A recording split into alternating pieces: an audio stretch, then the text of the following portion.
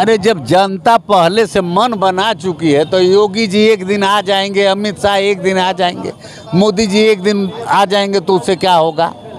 जनता मन बना चुकी है कि हमारे बीच में यह आदमी 10 बरस से सेवा कर रहा है। अच्छा, 10 बरस से चुनाव हारने के बाद हर महीने में एक हफ्ता डेरा डालकर भ्रमण करता रहता है, हर बस्तियों में, हर गांव में, हर समाज के लोगों से, यहाँ तक कि हॉस्पिटलों में मरीज से जाकर मिला है आदमी, पोस्टमास्टर में जाकर लाश से मिला है आदमी, और मदद और सहयोग पहुंचाने का काम किया है राजू राय ने। राजू राय कम से कम मैं जान रहा हूँ कि यहीं से लाखों वोट से तो सदर विधानसभा से फाइट कर जाएंगे। क्या नाम है आपका? मेरा नाम विनय तिवारी है। जो देश है हमारा, जो मऊ है, यह मजदूरों के नाम से जाना जाता है। यहाँ बुनकर मिलें बहुत हुआ करती थी, मजदूरों के नाम से ये जाना जाता है। आज के समय में आप वर्तमान सरकार को देखिए, उसके कई मैनिफेस्टो में मजदूरों के नाम पे कोई चर्चा नहीं है। चलिए, हमारे साथ बहुत स्वागत है बातचीत करने के। वही पूरे जिले की जनता, पूरे लोकसभा की जनता राजू राय को बोल रही है। योगी जी कल आए थे, उन्होंने एक बहुत बड़ा बयान दिया कि कल्पनाथ राय के बाद अगर कोई घोषी का नेतृत्व करेगा तो युवा प्रत्याशी अरविंद राजभर करेगा, क्योंकि उनके घुटनों का उन्होंने माथे से टेक दिया है। भाई वो लोग वैसे ही लोगों को कहेंगे, मगर वो योगी जी और या मोदी जी या गृह मंत्री भारत सरकार के अमित शाह आ जाए, और पाठक जी उप मुख्यमंत्री हैं, केशव प्रसाद मौर्य हैं, दारा सिंह चौहान हैं कैबिनेट मिनिस्टर, और ए.के. शर्मा जी हैं, ये बहुत लगे हुए हैं। मुझको लग रहा है कि बस वो जमानत बचा लें, अपनी जमानत बचा लें। आज हेलीकॉप्टर से गए थे गाजीपुर, उन्होंने इतना बड़ा ऐलान किया, कहा कि सुन लो राजभर हो, अभी एक हेलीकॉप्टर चल रहा है, इस बार अगर सरकार बनी तो 3-3 हेलीकॉप्टर लूंगा। और अशिक्षित समाज है, उसको लुभाने के लिए ऐसा कर रहे हैं, मगर राजभर समाज में अभी जो पढ़े लिखे हैं वो अपने समाज को विधिवत समझा चुके हैं। अच्छा, अब राजभर समाज के जो एकड़ पियक्कड़ धियक्कड़ होंगे वह तो इनको वोट करेंगे, मगर उससे इनकी जमानत बच सकती है, मगर यह चुनाव नहीं जीत सकते हैं। जो हेलीकॉप्टरवा की बतिया कर रहे हैं, हेलीकॉप्टरवा से पेट भरेगा राजभर समाज का। आप नहीं बैठेंगे? अगर बुला ले कि आइए आप ही बैठिए राम आश्रय जी, तब क्या कहेंगे? उसमें बैठने से हम स्वर्ग में चले जाएंगे, स्वर्ग में नहीं न चले जाएंगे क्या? अरे भाई, हेलीकॉप्टर छोटी चीज़ नहीं है सर। अरे वो बहुत बड़ी चीज़ है, उससे समाज का विकास नहीं ना होगा। हम हेलीकॉप्टर पर घूम ले, ओम प्रकाश जी घूम रहे हैं, अरविंद जी घूम रहे हैं, और कोई नेता इस तरह की बात नहीं करता, रामाश्रय जी, और कोई नेता इस तरह से बात नहीं करता कि मैं हेलीकॉप्टर लेकर आप लोग बैठा कर टालाऊंगी। लेकिन ये कैसी बात? जाहिल जपाट आदमी है, क्या करेगा, यही सब लुभाएगा ना।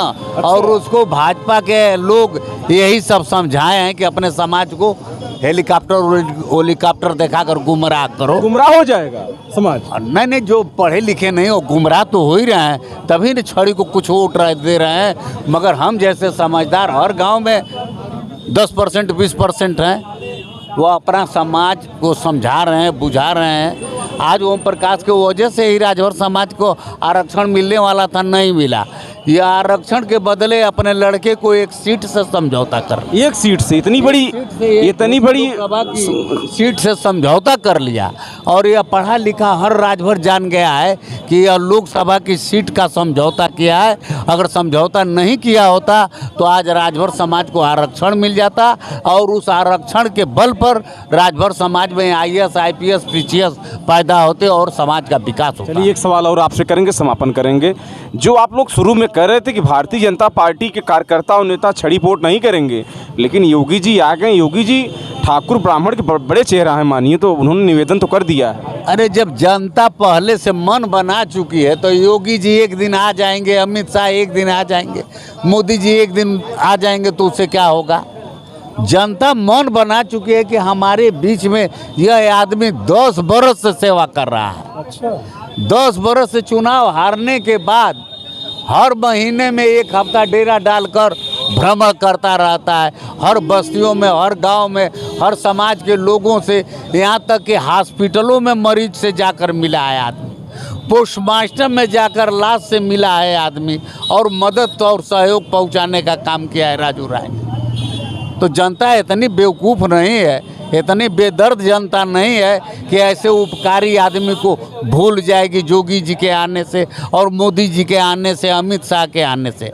हाँ, उनके आने से अरविंद राजभर की जमानत बच सकती है, संभवतः वो भी जमानत बच जाएगी। जमानत बच सकती है। जीतना तो बड़े दूर तक की बात है। यहाँ ओरिजिनल लड़ाई बहुजन समाज पार्टी के हाथी बालकृष्ण चौहान और साइकिल चुनाव निशान राजू राय से है। और इस समय राजू राय हर जगह से फाइट कर रहे हैं, हर विधानसभा से फाइट कर रहे हैं और सदर मऊ से तो बड़े पैमाने पर फाइट कर रहे हैं। राजू राय कम से कम मैं जान रहा हूँ कि यहीं से लाखों वोट से तो सदर विधानसभा से फाइट कर जाएंगे। चलिए, राम मासरे राजभर सिंह से लंबी मुलाकात हुई, इस भाई साहब शिक्षित हैं, इनसे भी बातचीत करेंगे। क्या नाम है आपका? मेरा नाम विनय तिवारी है। तिवारी जी, बातचीत करने के लिए धन्यवाद। क्या लग रहा है, मैं घोषी पे चर्चा कर रहा हूँ और चीज़ों पर चर्चा नहीं हो पा रही है। मैं घोषी जानना चाह रहा हूँ कि इस बार क्या हो रहा है घोषी में। सबसे पहले तो मैं आपके मंच के माध्यम से सभी 1 तारीख को वोट करें इस बात की अपील करना चाहता हूँ। और दूसरा हमारा मुद्दा ये है कि हमारा जो देश है, हमारा जो मऊ है, यह मज़दूरों के नाम से जाना जाता है। यहाँ बुनकर मिलें बहुत हुआ करती थी, मज़दूरों के नाम से ये जाना जाता है। आज के समय में आप वर्तमान सरकार को देखिए, उसके कई मैनिफेस्टो में मज़दूरों के नाम पे कोई चर्चा नहीं है।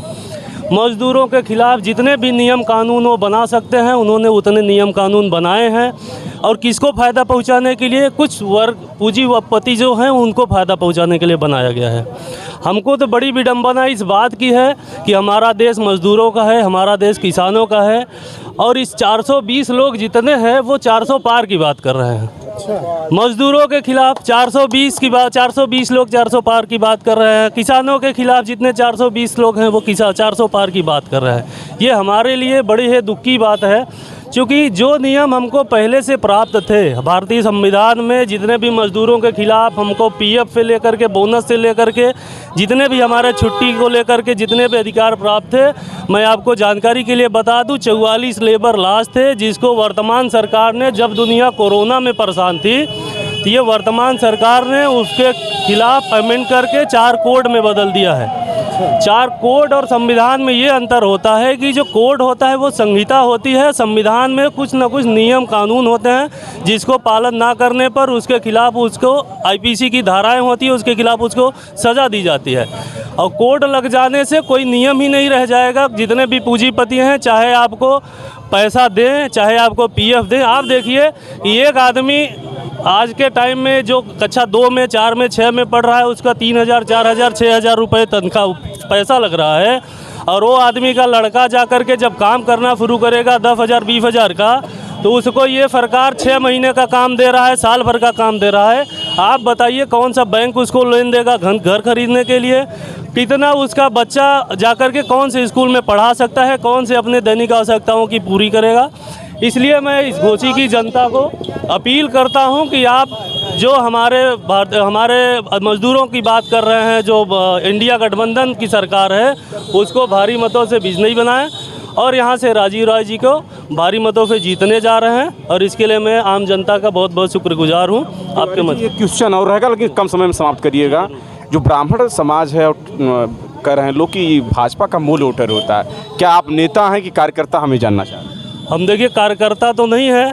और दूसरा ये भी इस मंच के माध्यम से मैं कह दूं कि ये भाजपा या कोई जो भी पॉलिटिकल पार्टियां हैं, ये किसी जाति की ठेकेदार नहीं है। हमारा अपना निजी मत है। मैं अपने मत से जो हमारी आवश्यकताओं को पूरी करेगा, जो हमारे बच्चों के भविष्य जहां से सुरक्षित होगा, मैं उसको वोट दूंगा। यही तो इस सरकार का काम है कि हमको जाति में, धर्म में, क्षेत्र में बांटने का काम किया है। क्या नाम आपने बताया? विनय तिवारी। देखिए, विनय तिवारी से मैंने विनय तिवारी से बातचीत किया। इन्होंने अपनी बात को बड़े बेबाकी से रखा है। युवाओं और रोजगार का जो सबसे बड़ा मुद्दा है, इन्होंने इस तरह से समझाया है। मैं तो चाहूँगा इनके खबरों को देखने के बाद लोग इनसे समझें कि किस तरह से इन्होंने अपनी बात को बेबाकी से रखा है। राम आसरे जी, इनकी बात को लेकर क्या कहेंगे आप?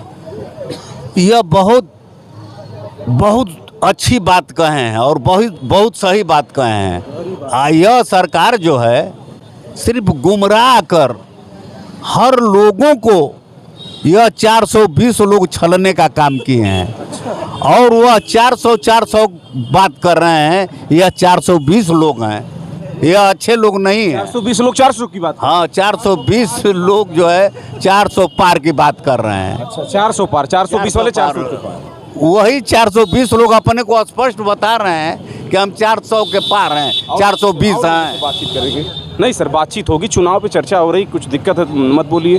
कोई दिक्कत है? दिक्कत कुछ नहीं है, लेकिन अब इस चैनल के माध्यम से कुछ बोलेंगे तो दिखेगा, लोग सुनेंगे, कहेंगे कि ये क्या बोल रहा है। देखिए सर, इस लोकतंत्र में आप अपनी आवाज़ रख सकते हैं, तो आज़ादी है। अगर इसको ख़त्म करना चाहिए तो आप ख़त्म कर दीजिए, हम भी हटा लें। नहीं, ख़त्म नहीं, लोकतंत्र की आज़ादी है तो उसमें तो व्यक्ति की आज़ादी है तो बोल ही सकता है कुछ। बेरोजगारी, महंगाई, मोदी सरकार अच्छी है खराब, मैं यही जानने के लिए आया हूँ आपसे। बेरोजगारी, महंगाई कुछ है ही नहीं है। कुछ नहीं। जो पढ़े लिखे लड़के हैं आज भी नौकरी पा रहे हैं, पहले भी पाते थे।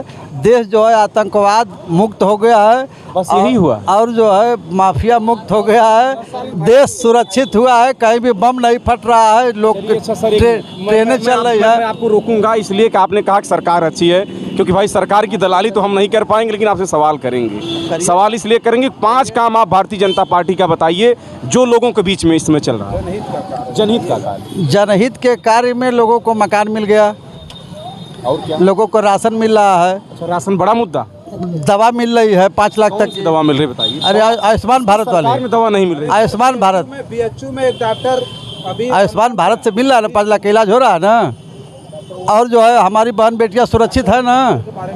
और सरकार में माफियाओं को माला पहनाया जाता था, माफियाओं का जो है वो किया जाता था, महिमा मर्दन किया जाता था, उनको सब ऊंची कुर्सी देकर के आरोप तो और भारतीय जनता पार्टी पर बहुत बड़ा लगा है क्या कि भारतीय जनता पार्टी अपने समाज के गुंडों को नहीं मरवा रही। समाज गुंडों को नहीं मरवा रही है, ऐसा कुछ भी नहीं है। जिनके ऊपर योगी जी के समाज के माफिया हैं, उनकी बड़ी लंबी लिस्ट है। ब्रिजेश सिंह, कुंटू सिंह, रमेश सिंह, मुन्ना सिंह, अभय सिंह, मने नाम लेंगे तो मने 50 माफिया हैं। लेकिन अपने सजातीय माफियाओं पे योगी जी चुप हैं, और पिछड़े, दलित, अल्पसंख्यक, गरीब, माने जो समाज के ये हैं, तो उनको लगता है कि ये गुंडे हैं, और हमारे समाज का है तो वो ये है, साधु है, हैं?